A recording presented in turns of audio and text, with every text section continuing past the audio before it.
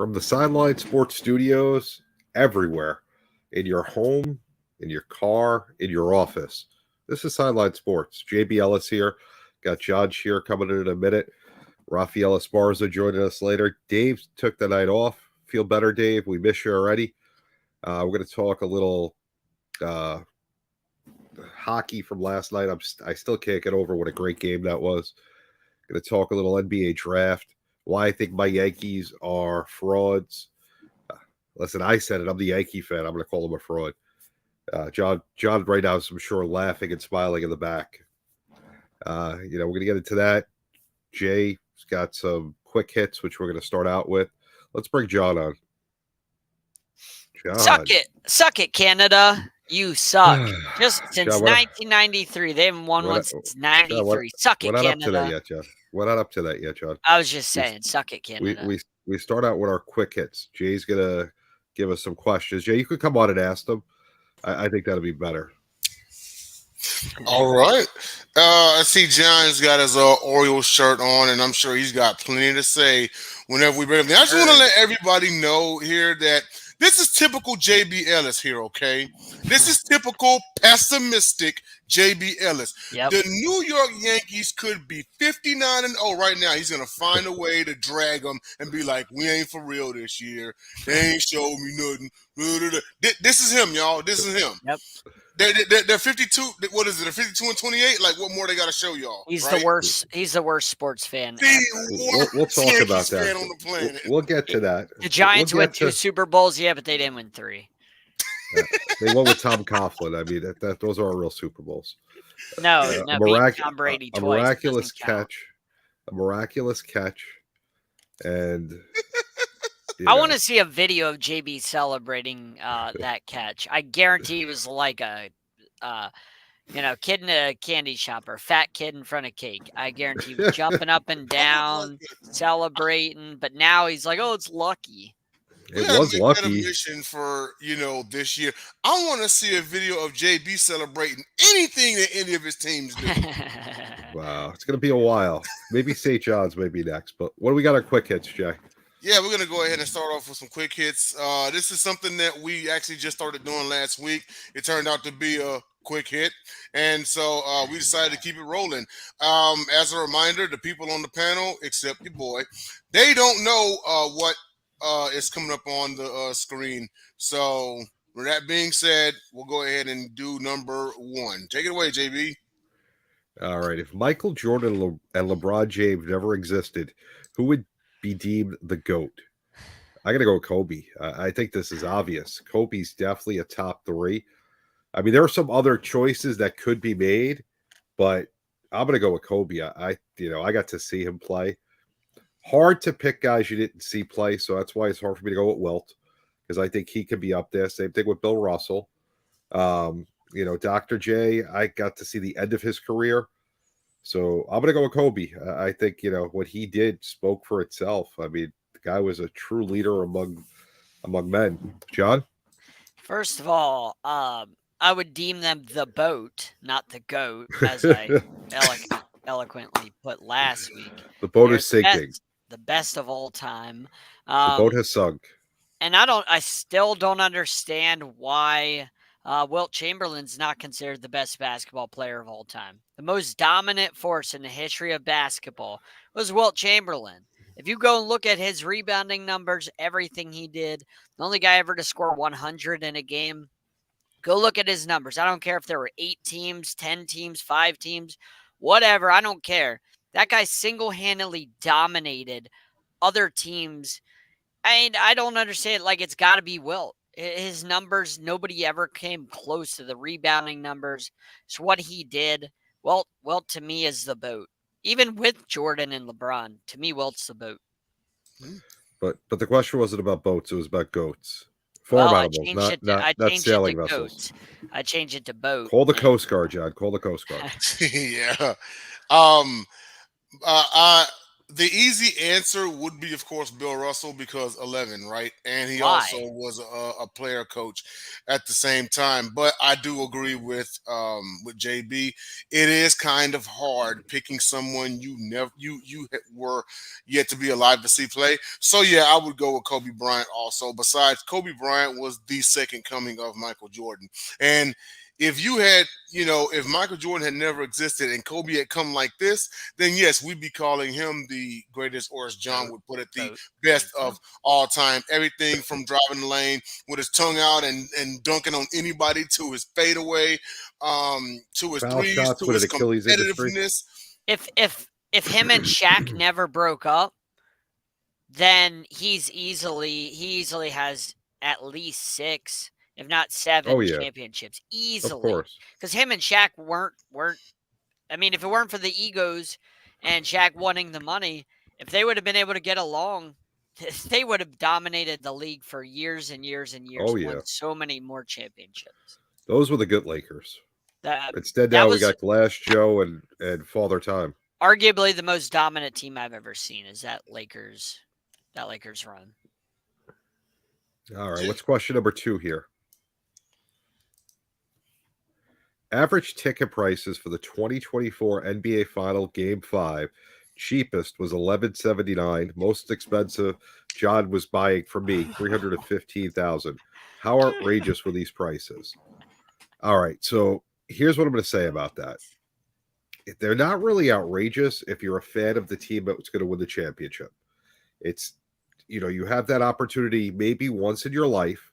Granted, the Celtics have how many now? I think 18, right? But you may never have gotten to see it. And if you have the money, 11.79 is a cheap deal. The 315, I don't know. I mean, that's probably courtside, and I ain't buying that. I couldn't No. even if I tried. But I mean, I went to many playoff games and World Series games for the Yankees and paid good money, back then, and I could see why I did. It was phenomenal. I have memories that I'll have forever. I got to see the Yankees win the World Series on the road at Shea Stadium. Ew. I saw the Jeffrey Mayer game, which Ew. I agree with John, that was interference, but Yeah. got to go with the call, and thank God there wasn't a replay. I got to see Jim Leyritz hit a home run in the wild card game in extra innings. Ew. I got to see my favorite baseball player in his only postseason appearance, Don Mattingly. Ew. So I can understand, and I don't think you could put a price on that. It's if you could afford it, and it is expensive. But if that's your thing and you got the money, I don't think it's unreasonable, John. Well, you can put a price on it. It's $11.79 or $315,000. Thank you. That is the price. I mean, it's literally on our screen. But yeah, it's outrageous, man. Absolutely not. This is the worst. This is the worst finals we've had in. I mean, I think the ratings were the worst finals. John, forget about the ratings, John. No, If but you're this game was in Boston, so if you're buying the ticket in Boston, the odds are you're a Celtic fan. not You're going necessarily. to see you're going to see your team win the championship. It's not right? necessarily true that it's a Boston fan, because we see a lot of times it's rich people that can afford it. A lot of times John, it's rich people that aren't even fans of the game. You got 20 grand in your pocket. The Orioles are up 3-1 against the Arizona Diamondbacks, and you could buy a ticket for $8,000 to go see them win the World Series because you have 20 grand clear. You don't have to worry about any bills. You think that's outrageous? I'm not paying $8,000 for any game. I'd rather just watch it on TV. $8,000 is just dumb. Like, I'll be just as happy. I mean, don't get me wrong, it'd be great seeing it in person, but $8,000 is way too much to see any event ever in the history of ever. No thanks. I'm not paying $8,000 for any event. I think paying that much for any event's just stupid. Even if it's a Super Bowl, like, that's $8,000. I mean, maybe to a rich person, that's I'm not, saying you have the money. I'm not saying that you're struggling. I'm saying you have plenty of money in the bank. It's still $8,000, and I think that's insane. Wow. And yeah, these prices are just stupid. I mean, if this is like, Jordan's Bulls versus, Steph Curry's Golden State Warriors, their primes, and you want to say that, sure, maybe, then you could be like, yeah, it's worth it. But this was like like I said, one of the worst final matchups we've seen in a very long time. I believe it was the lowest John, ratings if it's for a Miami final game since 5, 2011. the Heat game 5, same prices, No, not paying you that want to go? much. No, I'm not paying that much. Wow. I'm not. Oh, I'm frugal, man. I am not. And imagine how much parking is, food and drink are. Like, imagine how much all the other stuff that comes with having to buy the That's why ticket. we're on in Atlanta, because they have the best concession prices in the world, but they have a Chick-fil-A in their stadium that's not open on Sundays, so I don't understand that one. It's But not open on Sundays. it's the Falcons Stadium, which is kind of wild. But anyway, Jay, what do you got for number 3 for us? Last one coming in. I didn't give my take for this one. Oh, All right, go ahead. Give us a take. Okay. The 1,179 might be worth it, especially if it's your team playing and your team. Me personally, yeah, I would front that up if my team was up 3-1, not down 0-3 or anything like that. Now 315, and my guess is that's either a courtside seat or an executive suite, a skybox suite. I just think it's crazy. I think only 10% of the nation makes 6 figures, like, for a salary, right? And this is how much it is for a ticket to a game. Like, that's crazy. And I remember talking to JJ Jenkins about this. I went to his mom's house to watch this game. And I was like, and maybe y'all could tell me a little bit better, because both John and JB, y'all are both on the East Coast. It might be a little bit pricey out there, especially out there in New York. Now, had this have been like in LA, it probably would have been the same. Had it been in like Chicago or Houston, Atlanta, stuff like that, maybe the price a little bit down. So I got to ask you, JB, do you think it's like this because it's the East Coast? Had it been the Knicks, would it have been the same price? If it was the Knicks, it may have been more, because they yeah. really haven't done much. Yeah. So, and New Yorkers, the rich New Yorkers, have money. Yeah. Look at the Garden when the Knicks are good. They get all sorts of celebrities and stuff. So you'll get some guy that has money that wants to, take a chance to be seen with whoever's at the Garden. Very true. So it's more of a show. Same thing with LA. Mm-hmm. Boston, you don't really get the celebrity as much. But it's just a bunch of people with bad accents. And if you're a huge Celtic fan, it really could be a once in a lifetime opportunity.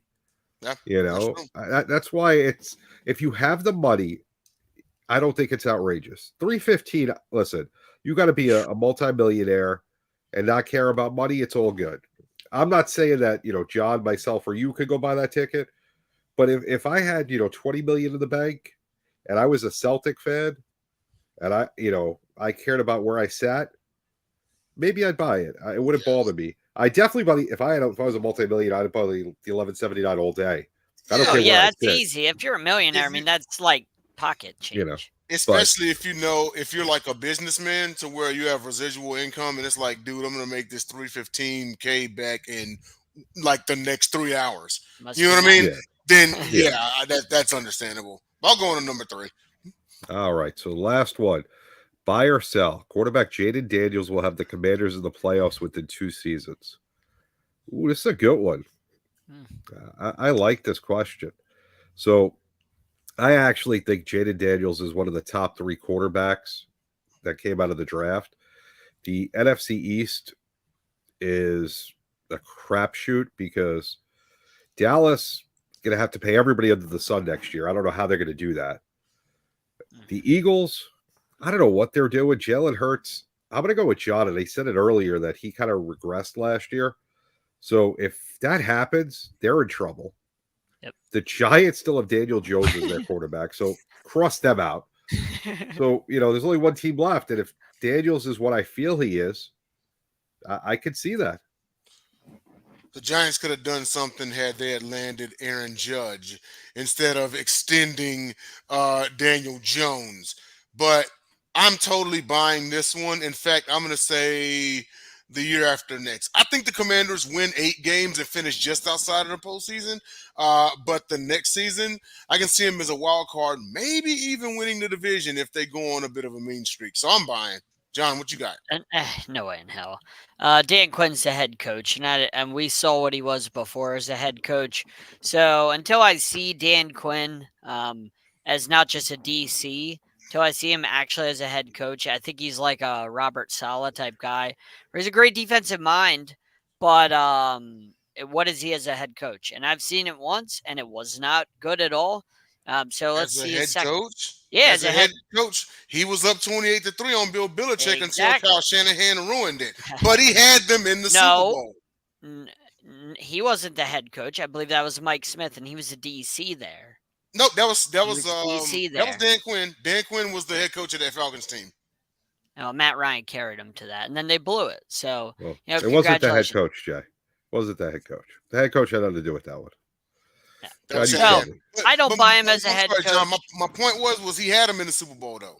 We talking. Yeah, well, yeah. Matt Ryan had one magical year. Like, you know, Cam Newton had one magical year too, but I don't buy him as a head coach. And still, they have problems on the defensive side of the football. They have problems blocking for their quarterback. They had problems last year, so I don't buy it.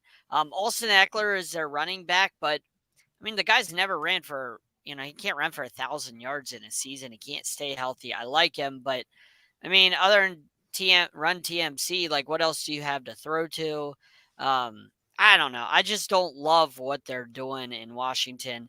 And there's too many good teams in the NFC above them. Philly's way better. Dallas has won 12 games, I believe, consecutive years. So they're going to probably win 11 or 12 again. Detroit's really good. Green Bay's going to be better. But he's saying 2 years, John. No, I understand. So But Green count Bay's Dallas out. Count Dallas out already because look at their salary cap issue they're going to have next year. So they're definitely done. Dallas is continually a good team. They continually have a good record. Not playoffs, but continually Jerry Jones has them with a good record. So I got to give Dallas, Philly. You got Philly there. Detroit's really good. Minnesota's going to be good. Like I said, Green Bay's going to be good. Falcons are going to be better. Bucks right now are a pretty good team. You got the Rams. You got Niners. So there's too many good teams for me to say, yeah, the Commanders are going to take a leap when they just got so many holes on their team, like offensive line, and their defense just isn't great. I don't love anything about the Commanders. I love the pick of Jaden Daniels, but they got a very, very long way to go before they are even close to relevant in the NFC. They're going to win as usual, 6 games this year at most. We're not talking about just this year. We're talking about 2 years. They'll win 6 games the following year too. Like they're the Washington Commanders, whatever you want to call them. They always find a way to disappoint. So and they got 4 holes in all their shirts, John. 1 for the head, 2 for the arms, and 1 for the body. So they got plenty of holes. They'll be fine. Yeah, I don't even know what that means, but all right. It's okay, John. Simple math. Simple math. Look at your shirt. All right. Look at your shirt. The boat is sinking. Call the Coast Guard. Jay, get the Coast Guard on the horn, Jay. Yeah, I'm on it, man. I don't understand how you buy the Commanders, but that's you being a pessimistic Giants fan. You think everybody else is going to be good. Well, it is what it is. But that makes complete sense. Thank you. Keep going. Let's move on. Well, let's go to our next topic.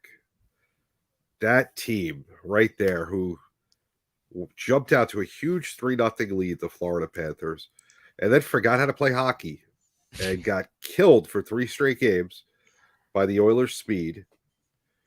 Then last night, in probably one of the better hockey games I've seen in quite some time, Agreed. They went back to playing their game. They were physical. They were forechecking. Yes, I know about forechecking. I know a little hockey. I may not talk a lot of it, but I know a little bit. You know, they were just the tougher team. They played strong. You saw the one time Edmonton got out there with speed, got the breakaway goal. The couple other times McDavid tried to do too much. They put a body on him. They took him out of the game. You know, they got Drysdale out of the game. Nugent Hopkins, where was he? You know, I mean, 3 big scorers they have. They basically shut them all down. You know, JB I was with the hockey knowledge. I was so impressed with their play, and that first goal, that redirect, that was perfect. I mean, I don't know, you know, not being someone that's ever played hockey, to actually have made that shot, to redirect it like that was impressive. It's really hard. Believe me, it's really hard. That's a skill that I wish I had. You know, it's almost like certain soccer moves that like you look and you're like, wow. Like basketball moves, I could kind of see. I played, I know a little bit about it. I could do some things, but that was, you know, hockey and soccer, just wild. So, John, what happened last night? Why all of a sudden did Florida come back and learn how to play hockey again? Did they go back to Well, their game? I mean, their goaltender did what he did the entire playoffs. He stood on his head. And like you said, the Panthers got that lead. And once they got that lead, I think they just collapsed and said, yeah, we're going to play defense and we're going to grind this game out. And we're not going to give the Oilers any opportunities to get breakaways, get a fast break, or anything like that. He just basically said we're gonna play defense, we're gonna grind it out, and we're gonna make the Oilers earn their opportunities if they're gonna score a second goal in this game. And that's what they did. They played exactly like the Panthers supposed to. I think if this game was in Edmonton, I think the Oilers end up winning. But I think that little bit of I think having home ice for game 7 really is what gave the Panthers that edge. Because I think if the Panthers blew the 3-0 lead and had to go on the road for game 7, mentally, I don't think they would have been able to do it. But being able to losing that 3-0 lead and then having your home crowd behind you, I think that helps you mentally to kind of focus and calm down. So I think the home ice advantage really saved them from having a mental breakdown. And you know what impressed me most out of this, Jay? They not only took McDavid out of game 7, where they basically shut him down, they did the same thing at game 6, even though they lost. So that's where, I was looking and I'm like, Florida's not dead at this point, because if they were dead, McDavid would have walked all over him in game 6. He would have been doing his thing. But they basically took him out of game 6. They started game 7. They got the early goal. Then Edmonton responded, but McDavid really didn't do anything, and they kept him out of the game. So, it showed that they had heart, they weren't giving up. Usually when you blow a 3-0 lead, there's one of two things that usually happen. Either you fall flat or you come out and you destroy the other team. This was completely opposite to that. Go ahead. Yeah, they and I'll go real quick. Raphael's about to come on, but I'll tell you this much. And you know what? It actually has me curious as to what the series result would be had Evander Kane played. Now what they did was and maybe Raphael can tell us a little bit better, because I believe the money line on ESPN bet was like a dead even, like -110. So it literally was a pick 'em game, like pick who wanted to win. So John, saying, hey man, I think the home team's got it, is actually probably put a pretty spot on. Had it been in Edmonton, we probably would have said, hey, I think Edmonton's going to win or anything. Whenever you blow a 3-0 lead and allow them to tie it, typically the team you blew it to has all the momentum, every single one of them, But they came out there and the Panthers played fast. They got the quick goal. Edmonton responded. They got goal number 2. They made it 2-1 in the second period, and then they didn't allow not one more goal to be played. So that third period was scoreless, but it was full of suspense. Like, okay, are they going to put it away? Is it are they going to tie it or anything like that? So no. And one more thing I want to point out is, and John will tell you how absolute boring of a bore fest the NBA Finals was. And the Stanley Cup Finals almost was even worse, because it was almost a sweep. And then it literally, over the course of a week, became like the most exciting playoff series. It was crazy. From down 0-3, and the next thing you know, you blink, they're tied 3-3. And Florida is on the brink of a historic collapse. Mind you, the Edmonton Oilers became just the third team in NHL history, and the first since 1945, to come back from down 0-3 in a Stanley Cup final. But it was something about waking up on the wrong side of history of that aspect that the Panthers said, all right, we got to buckle down. And they came out and they handled business last night. So congrats to them.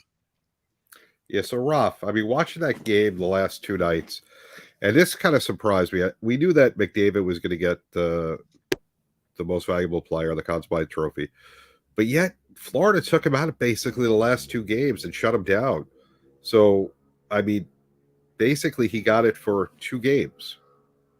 They didn't take him out in game 6. He was still all over there. He played outstanding defense in game 6, which one thing about hockey, they really don't talk about defense as much besides the backline and goalie, but they really don't talk about individual style defense, which I thought Connor McDavid was outstanding on the defensive side in game 6. So I would definitely say I disagree. And I want to, here's the NHL's, I want to read you guys. Sorry if it's a little bit wrong. I'll try to shorten it. This is the odds timeline from game 1 all the way through Game 7 and predictability on who was going to take the cup.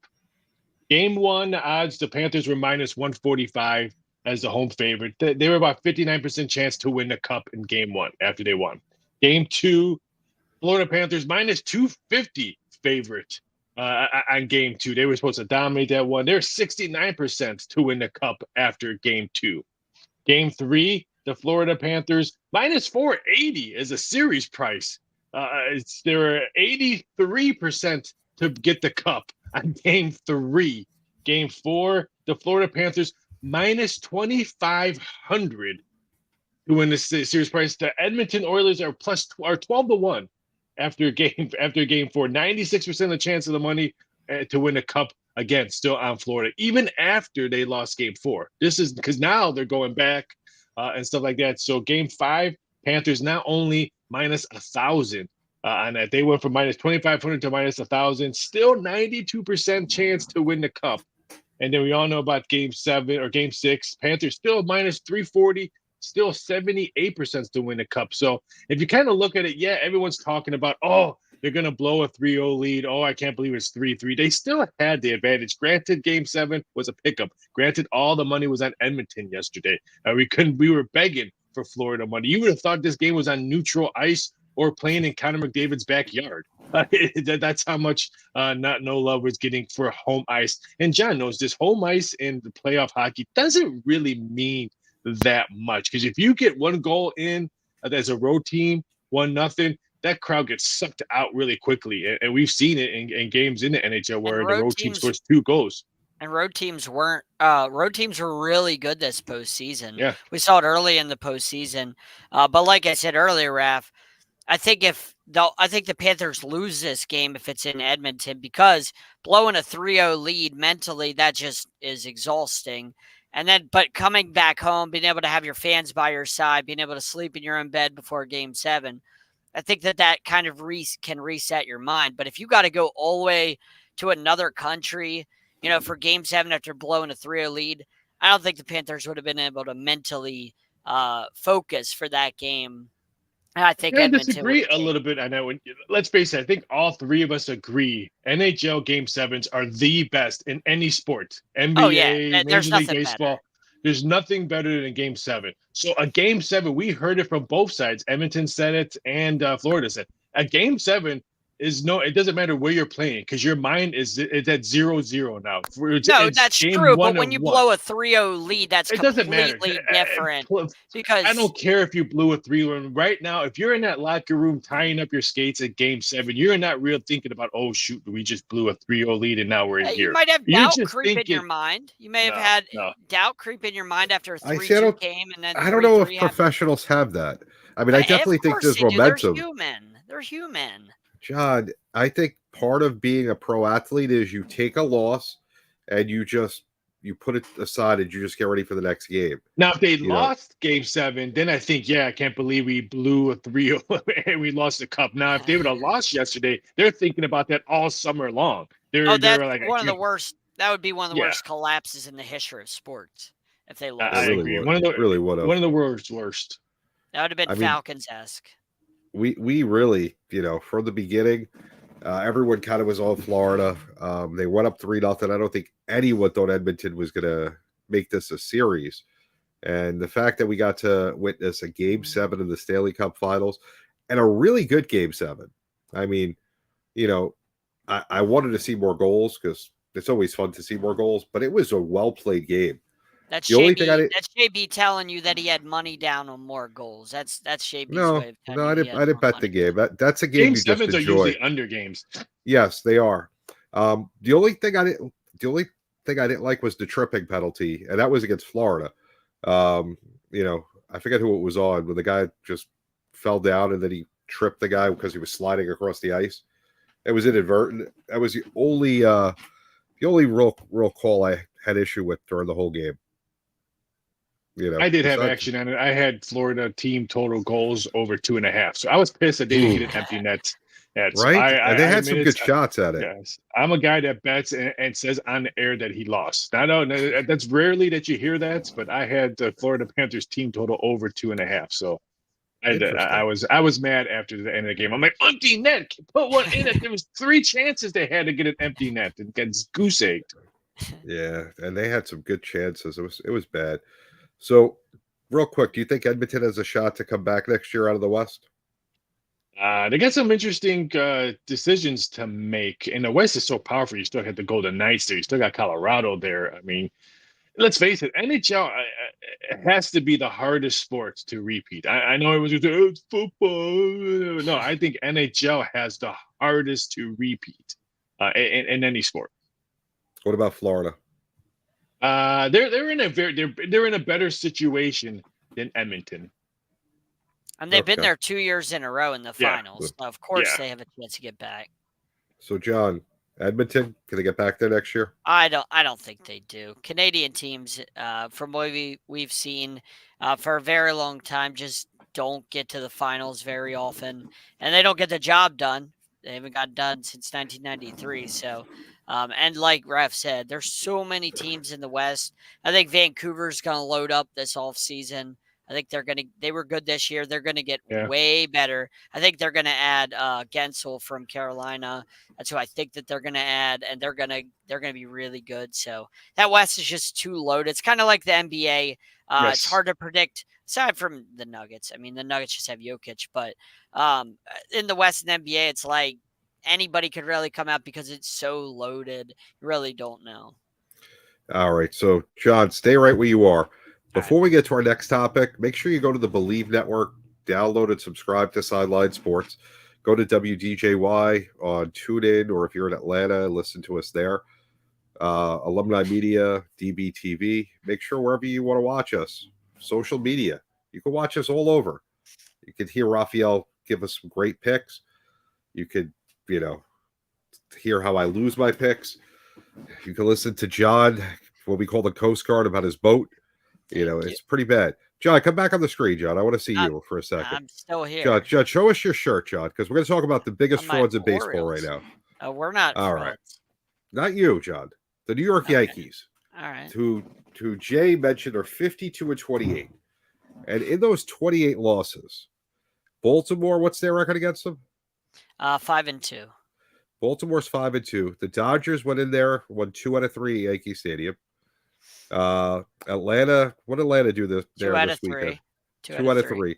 So 3 really good teams that, granted 2 were in the National League, but October teams came in, or Baltimore, who's in our division, and basically owned us. The Yankees, what does that add up to? 2 wins. What's the Baltimore record? 5-2? Yeah, 5-2 against the Yankees. So they're what, 4-7? If I added that real quick correctly. And don't forget the Mets are beating him right now. And anybody that loses to the Mets since Grimace, I mean, I don't even understand the whole Grimace with them. I don't. It's the Mets. They need something to believe in. It's pretty sad. They had Diaz get ejected for substance on his hand. Yeah, that was Grimace. great. Mets are the Mets. But yeah, so I mean, in my opinion, the Yankees are built to make the postseason and disappoint as usual. 52-28, they look great on paper. If you don't watch any baseball, it sounds scintillating. So they're the phenomenal. Cowboys. They're the Cowboys. They've been the Cowboys. How many postseasons have we been in since 2009? And how many times have we gotten to the World Series? Or won a World Series? Not at all. Exactly. They're frauds. They rely on pitchers named Garrett Cole who can care less about anything but themselves. They go out there and get every high-priced player that the Dodgers didn't sign. So we got Soto compared to Ohtani. And, Stanton still hurt. You were never going to get Ohtani, first of all. Oh, no. Oh, I know. But I'm just saying, if the Dodgers don't sign him, they seem to go to the Yankees. So, we didn't get Betts. We didn't get Ohtani. We got, Stanton, and we got Soto. Super reliant on Judge and Soto, like offensively. Everything is Judge Soto. If it's not those two, you got nothing there. I don't like their how reliant they are on those two. I just think if you can't they beat don't have good that dominant pitcher that they've had in years past. They just don't have. I mean, Cole last year, but they had no Robin to his Batman. I mean, their pitching has always been their they're kind of a downfall. I just want to say, but who predicted a team that was 35-1 to start the Major League Baseball to win the World Series and is in first place in their division? Seattle Mariners. Who Raphael? predicted that on the show? Raphael? I had the Seattle Nice. Mariners to win it. It won't last. Houston will come No, back but and win that but division. it's June 25th, and I get to say that now. Exactly. It's been a always few do games. this. Mariners always do this. They start out nice and then they fall apart. And by September they'll be like 7.5 back of the Astros. I think. Well, I Listen, think the Astros could be sellers. I think they're going to get rid of Bergman at their third base. I think Thank he's gone because they don't think they're going to sign him. So try to get someone in return now and let him walk next year. I still think if the Astros get in the playoffs, they're scary. So, I agree. I think don't- that Bergman deal is probably going to happen in a month or a month and a half. If they Probably. keep him, if not, if they trade him, then I don't know about that. I would think I'd be more scared for Texas, who are finally getting healthy, than the Astros. Yeah, listen, I think the Yankees are frauds. I mean, I don't know who in the AL is going to win it. Raphael's got a good a shot as anybody else with his Seattle I like Mariners. Cleveland. who we picked. He I think likes Cleveland Cleveland. right now is playing the best baseball that no one's talking about. I mean, no one's Well, they're talking about the boring. Cleveland. They're boring. Well, true. I tell people they're the San Antonio Spurs of Major League Baseball. They have no really main name on a team. People can't even announce that say there are 9 players on the field on a daily basis, and all they do is win games. They're the only team that plays small ball 365 days a year. They're the only team I see bunt, move a guy from second to third with no outs. Everyone else is launching to try to hit home runs because the analytics say that's what you're supposed to do right now. But I think Cleveland and you guys, and you can't disregard Baltimore, even though I hate to say it because John's head's going to get more bigger. But Thank you. I would say, but I think they need one more arm for starter, and one more arm in a bullpen if they can get something in the trade deadline. Yeah, definitely. I They don't know. have so many prospects. The Orioles have so many prospects that they can trade away to solidify their team for that run. They need to, though. They can't. I don't think they can win with what they got starting pitching and bullpen wise. They got to get 2 more arms. Listen, I wouldn't mind seeing the Orioles win. It'd be fun to see. I like that team. How? You're a Yankees fan. How can you say that? Because You're a it's sports, Yankees Sean. fan. You're you supposed can to hate like us. talent. But you said I like that team, and you're a Yankees fan. I like the talent that the Orioles have. Jay, how I is like that their front possible? office. How is that I like even their front possible? office. I John, hate everything. I'll explain it to you in a second. Take I everybody hate off the screen, everything Jay. about the Bills. Get rid of I these hate people, everything Jay. about the I need to Jets. talk. I hate everything about the Patriots. All right. So now for some serious talk. I'm going to announce tonight that if you're not happy with your choices in November, there's always the opportunity to have a write-in. Now, I'm not going to run a conventional campaign, but I'm telling you right now tonight, write in JB Ellis. You won't be sorry. If you're not happy with either choice, you're going to watch Thursday night and, have comedy TV, must-see TV like NBC used to have on Thursday night, because it's going to be pretty funny. If you're not happy with either one, write in JB Ellis. Let's see how many votes I can get, because there are a lot of people that aren't happy with either one. But we're going to talk a little bit because Raphael makes prop bets for everything. He is the industry leader for prop bets, and this is the biggest prop bet of the week right now, the presidential debate coming up Thursday night. And like I said, I've announced it here live on the air. If you're watching on Tuesday night, if it's Wednesday in Atlanta, you're getting it, on tape. But if you're not happy with choices, come November on that Tuesday, take the pen, JB Ellis. Let's have a candidate that's for America. All right, let's bring John and Raphael in. John's the campaign manager. Raphael's the treasurer. So we're in good hands. Out of order. And Dave's taking care of the fundraising. That's why he's not here right now. He's out there fundraising for me. You said you like the Orioles and you're a Yankee fan. You're running for president. And, I'm not running for president, John. I'm going to win because the American people want. I want to stick up for JB here in this one really quickly. Everyone knows I'm a Cubs fan. Everyone knows that's the only team I don't have a favorite NFL team, NBA team, college football team, could care less. Cubs are more emotional favorites of mine since growing up as a kid, watching with my grandfather and parents, blah, blah, blah, blah. But I have to say the best baseball town is the St. Louis Cardinals. But you don't like Man, them. No, But you but don't like I them. admit that. I mean, Okay. No, someone it's says different. if It's someone says different. what's the best baseball town that you would enjoy to go to, even if the Cubs are not playing there, I'd be like, I would go to St. Louis to watch them play anybody. Like besides not saying I'm gonna root for them, but it's a great baseball town. No, but he said I like the Orioles. He said I I like like them. I will like them never for many like. reasons.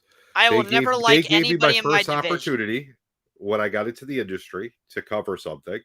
So of course I'm gonna like them. Their front office was very professional. I got to see them in action first before anybody else.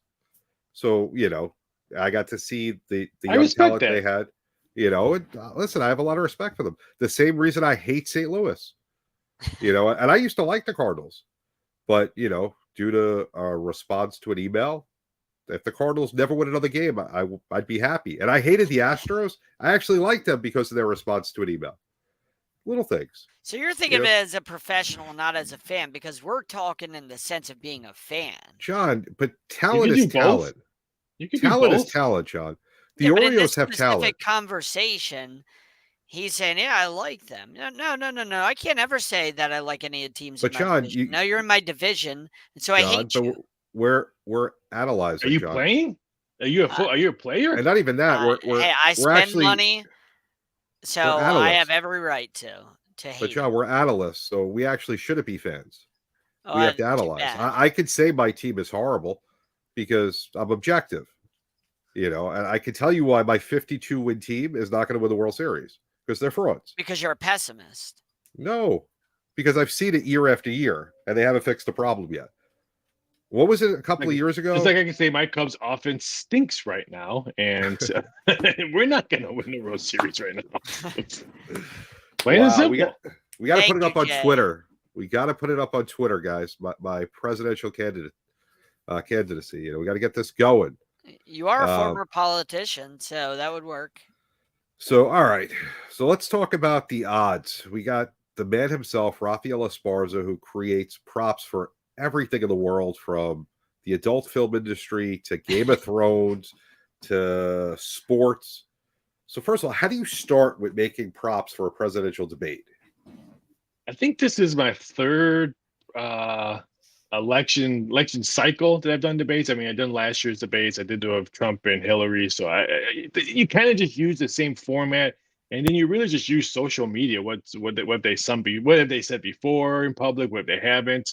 We all know that Joe Biden told Trump to shut up in the last election, so you can bet that who's gonna tell the other one to shut up on there. Biden's -150, Trump's +110. So, I mean, it's just a lot of research. I don't want to research, a lot of rewatching debates and just looking at a format and stuff like that and see what people are going to enjoy or laugh about. Like I said, 9 times out of 10, I wish no one bets these. I just wish they laugh at these because we need more laughter in life. We don't need more scrutiny and more negativity we have in this states that we live in right now. So a lot of these stuff, like I said, it's just for fun things to do. I mean, first candidate to say Twitter or X or Elon Musk, you can bet that stuff like who's going to take a drink of water first out of their bottle, Biden or Trump. So it's just a whole bunch of I'm trying to think of which nickname will be said first.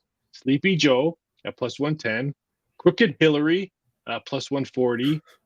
Fake Tapper 5-1, or Crazy Jack Smith 10-1. So those are something you can bet on.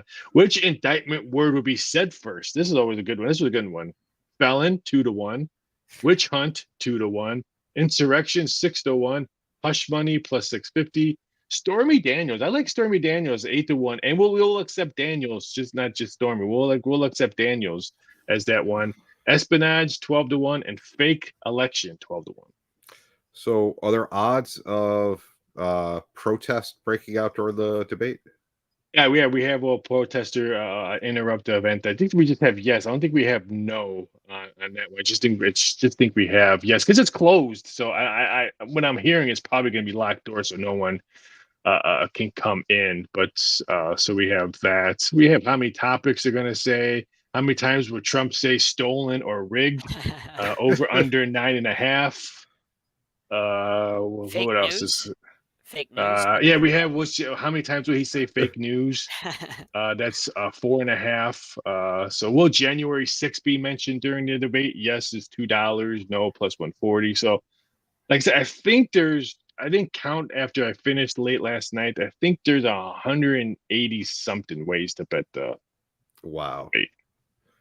And it's a shame we can't parlay them. That would be fun just to create parlay tickets.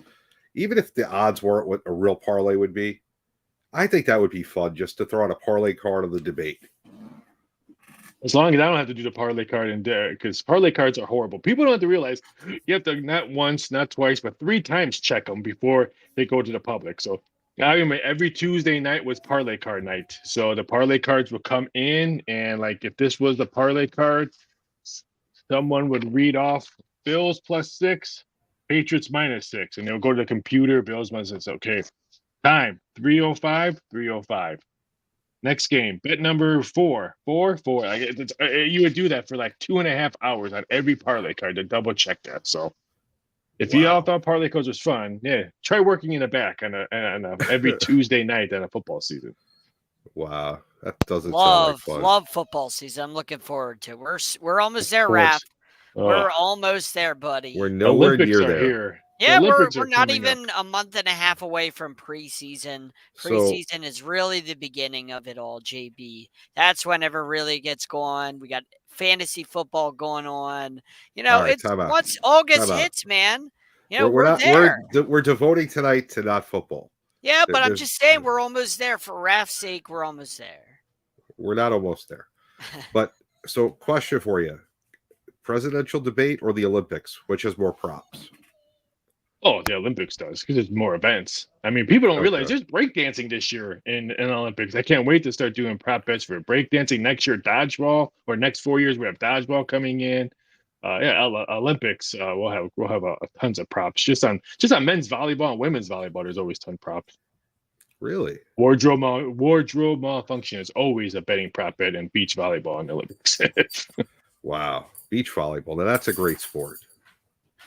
John, you That's like what I beach tell people. volleyball? Like everyone's like, "Oh, what are we gonna do now? Stanley Cup's over, the NBA's over." I mean, watch the Olympics. How often do you get to cheer for someone running around in track and field or diving or swimming and stuff like that? It's fantastic. We don't need the brown ball. Remember when Colin Kaepernick kneed down and everyone's like, "I'm never watching football again." And no, shut up, people. Wow, Raphael told everyone to shut up. This And we is still good, got Raphael. WNBA happening. Raphael, these like- are my people. They're gonna vote for me, Raphael. They're gonna write my name in November. And I'm sorry, don't shut up. Just shut me up. All right, how about I was gonna make you the betting czar of the country. I mean, come on. I mean, don't get me. I love watching college football and occasionally an NFL game, but it doesn't have to be 365 days a year. I mean, we have WNBA going on right now. We have Copa America, Argentina. So- Messi's running around right now. We had a great talk before the show, and John wanted to make it into a segment. And, we got a couple of minutes left, and I know the NBA draft is this week, but honestly, there's nobody in the NBA draft that excites me. I think this is going to be Probably one of the worst one. NBA drafts. Yep. So you know what, John? You're going to have your wish. We're going to talk WNBA because we have Ralph here, and Ralph knows everything about everything. So he's here. We got the Commissioner's Cup going on right now, Minnesota and the New York Liberty. And since I'm going to be president in a couple of months, we'll invite you to the inauguration, John. We'll have you there. But let's talk WNBA, right? So I think that Angel Reese is the best rookie by far. I think your CC is just not worth watching. Not a fan. I think she's good. I don't think she's a star. I don't get why everyone is into watching her, what she does. Granted, in college, all the power to her. She was phenomenal. But it hasn't translated to the WNBA yet. And, Angel Reese. She reminds me of when Steph Curry came in the league. It went too small. She's not getting. She won't be able to get her shot off. It took Steph Curry 3 years to be the unanimous MVP, not just the MVP, but unanimous MVP. It takes little guards in WNBA, NBA, college to acclimate their game more than it does for a power forward or a center. You're just big. You're just built for that. So yeah, right now I have Caitlin Clark still as the Rookie of the Year. She's won 2 out of 3 head-to-head matchups with Reese, and they should have went 3-0. They should have lost last week, and they barely beat Indiana on their home court by 1 point. So head-to-head matchups, that's how Bird beat Magic in Rookie of the Year. It's mostly because of head-to-head matchups, not because of what the stats said. And other than that, but I still Caitlin Clark gets in. I think Angel Reese has that dog in her. I think Caitlin Clark, good player. I think way too much hype. We'll see in a couple of years. I want her to do well. I'm not wishing her not to succeed. I could care less if she's the best WNBA player of all time. But I think that everyone has her so hyped up way before she's ready for it. Let her grow into her game. It's the same thing with LeBron that came in. He was so hyped up. I mean, you have players that come in each league. Connor McDavid was hyped up when he came in. We've had this Trevor Lawrence was. If you're gonna dog anyone who hasn't done anything that was so hyped up, how about go back to your guys' favorite sport of the NFL and look at Trevor Lawrence, who hasn't done absolutely nothing, that has the same hairstyle as Caitlin Clark. So I would look at that. It's going to take time. I mean, don't get me wrong. I love Angel Reese's game and stuff like that. I think she's going to be a really, really, really, really good player. But she's got better athletes on her team. Don't forget, Indiana was the worst team last year. And they have a better record than a team that has a better squad around Angel Reese. Yeah, Angel Reese, the best rookie right now, in my opinion. That's all that matters on this. Since I'm going to be president, Well, I'll I mean, have a. you can say that all you It's want. an executive. It'll be an executive order. I mean, you could say that all you want, but I mean, the Fever have been playing really well. JB, I know you were talking about how she hasn't transitioned very well to the WNBA, but she started out slower. But as of late, she's been playing a lot better, less turnovers, passing the ball a lot more. Her assist numbers are up. Percentage has been a lot better. They've been winning games. Remember, they were winless to start the year. I believe they were 0-8. They're now 7-11. So they've been beating teams left and right. Again, they beat Chicago 2 out of 3 times this year, just about beat them all 3 times. So like they've been winning games, and right now they're only a game and a half out of the playoffs. And they were the worst team in the league last year, and now they went from like 0-8 to 7-11. So she's gotten better, and she's helped get that team back into a position of winning. I mean, nobody would have thought they were 7-11 after how they started this year, and being the worst team last year. She's helped turn them around. She's helped also not only turn them around, but she's also kind of stepped to the side and let other players take the light, and that she's been assisting more. So you got to give her credit because she's just been playing good ball as of late. All right. I mean, I'm going to disagree. Everyone that's on the Caitlin Clark trade. You can't disagree that her numbers have been better and that they've been winning games as of late. Choo-choo. If you're on the Caitlin Clark trade, choo-choo. I hope you plug along. I hope she becomes what everyone says she is, because that would be great. It's always great to see a goat, not a boat, because they sink and we don't have the Coast Guard. But, I hope she turns out to be that. But if I'm picking players, I want Angel Reese on my team every day. That she just has that will to win. That's the person I want. I don't see that. She needs a jump shot because people are gonna realize her game. Yep, they're just gonna pick and roll her and make her be out an outside. I mean, people don't know her game. It's only how many games have they played? 18, 14 around there. They're gonna realize her game that she has no outside shot whatsoever. None whatsoever. She's only inside presence. And right now, Caitlin Clark's 4th in the league in assists per game. So and like the other rookie they have on their team, the girl from South Carolina who missed half the games already, had injury and coming back. She's been the big difference. Yep. Yeah, she's gonna be. I like her. If she can continue to play success and all that, she might make some rookie of the year noise. Interesting. And it's a shame that Cameron Brink got hurt, because I think she definitely had a case for Rookie of the Year as well. She might have had defensive. She might have had more defensive awards because she was a monster block machine. Yeah. Listen, all I'm going to say is the WNBA is getting better, which is phenomenal because it's a league that was down, losing money. Right now, I read somewhere that the Phoenix team did dynamic pricing, and the price when Indiana was in town was ridiculous. That people actually didn't go because the price was like 3 times the price of the game 2 days before. And at the same time, I do have an issue with this. You have the rookies, for example, Caitlin Clark, who is drawing all these fans, and her salary is 85,000. She's selling out NBA arenas now, and she's getting 85,000. She's selling them out because everybody wants to see her, not me. I like Angel Reese, but the 20-something thousand that are buying these tickets are going to see Caitlin Clark, and she's only getting There's no 85,000. denying it. You can't deny Oh, it. I'm not. Listen, Yeah. I'm not. No, I'm not saying not, you. I'm just saying in general. And I'm not saying I want her to be bad because I don't. I don't want to see any athlete fail. Let her be the greatest of all time. Let it happen. But the best of all time. Yeah. I just don't think she is. I don't think she will be. But hey, let's see. But I just can't believe that she's getting 85,000 and she's basically selling about 15,000 of the 20,000 tickets that are there. Think about how much money they're making off of her. It's wild. Rough. I mean, how is that possible? I mean, that's right. If she was, I don't want to say not smart and all that, but if she was, let's say, mean or just people hated her, she would say, "Hey, I want percentage of the gate." But you don't hear her say anything about her pay.